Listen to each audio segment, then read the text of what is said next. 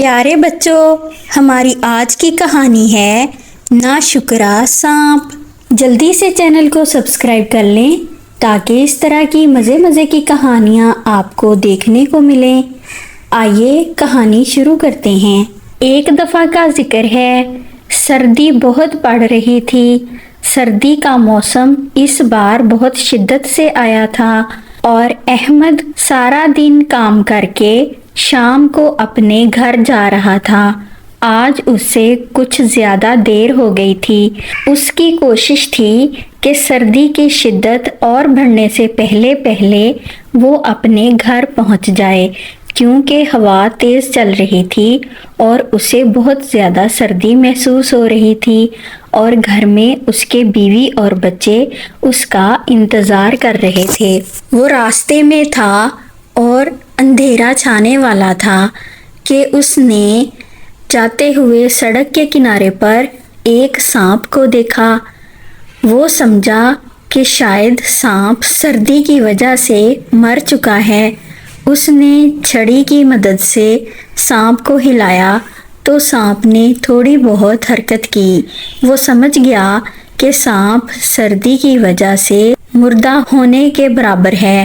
اسے سانپ پر ترس آ گیا۔ اس نے سانپ کو پکڑ کر ایک کپڑے میں باندھا اور اسے اپنے گھر لے آیا۔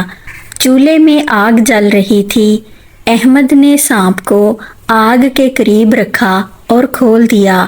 آگ کی گرمی سے سانپ کو جب تھوڑی سی حرارت محسوس ہوئی تو وہ حرکت کرنے لگا، اور آہستہ آہستہ اس کی حرکت اور بھی زیادہ ہوتی گئی۔ پھر احمد نے ایک پیالے میں گرما گرم دودھ ڈال کر سانپ کے آگے رکھا۔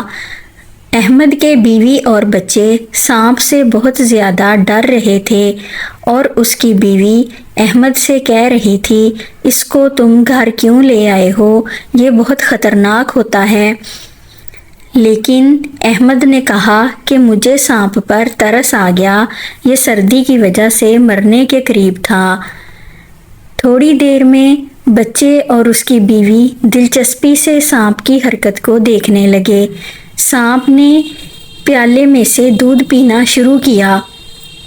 تھوڑی ہی دیر میں وہ سارا دودھ ختم کر گیا اور ادھر ادھر رینگنے لگا۔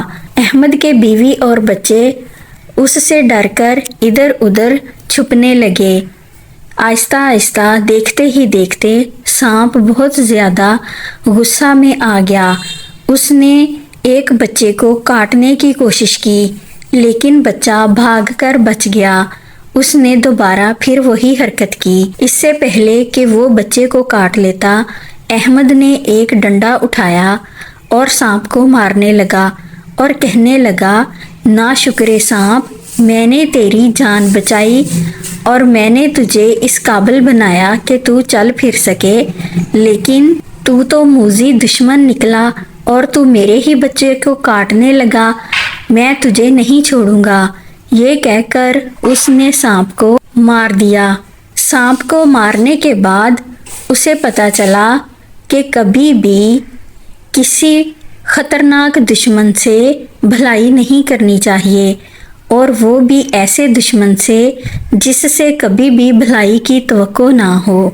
تو پیارے بچوں، اس کہانی سے ہمیں یہ سبق ملتا ہے کہ کبھی بھی سانپ جیسی نقصان دہ چیزوں سے بھلائی مت کرو۔